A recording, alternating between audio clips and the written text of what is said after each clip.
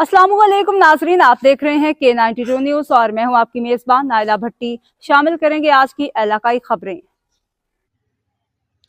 कराची अमन के आलमी सफ़ीर international peace mission organization IPMO के एग्जेक्टिव मेंबर वर्ल्ड और additional coordinator Asia doctor Zakir Hussain Adil ने गुज़िश्ता दिनों पारा चनार के हवाले से कराची में मजहबी जमातों की जानिब से दिए गए धरनों पर अपने बयान में कहा है कि जिस इंतहा पसंदी के साथ धरने दिए गए और कराची की आवाम को परेशान किया गया वो काबिल अफसोस ही नहीं काबिल मजम्मत भी है। और इससे ज़्यादा अफसोसनाक पहलू ये है कि उन्होंने अफवाज पाकिस्तान दीगर फोर्सेस के खिलाफ जिस तरह बातें की वो न सिर्फ काबिल अफसोस बल्कि काबिल मजम्मत भी हैं। डॉक्टर जाकिर हुसैन आदिल ने कहा कि जिस पाकिस्तान की हुकूमत अफवाज पाकिस्तान दीगर फोर्सेस और आवाम की मदद से ये जमातें परवान चढ़ती हैं और अपने सारे मामलात सीधे करके हाकमियत के अंदाज तक पहुँचती हैं, इसी हुकूमत अफवाज पाकिस्तान दीगर फोर्सेस और आवाम के खिलाफ साजिशें करती हुई नज़र आ रही हैं। और ये बहुत बड़ा अलमिया है, इसलिए कि पाकिस्तान है तो हम सब हैं और पाकिस्तान के इस्तेहकाम के लिए अफवाज पाकिस्तान और दीगर फोर्सेस का मजबूत होना बहुत ज़रूरी है। डॉक्टर जाकिर हुसैन आदिल ने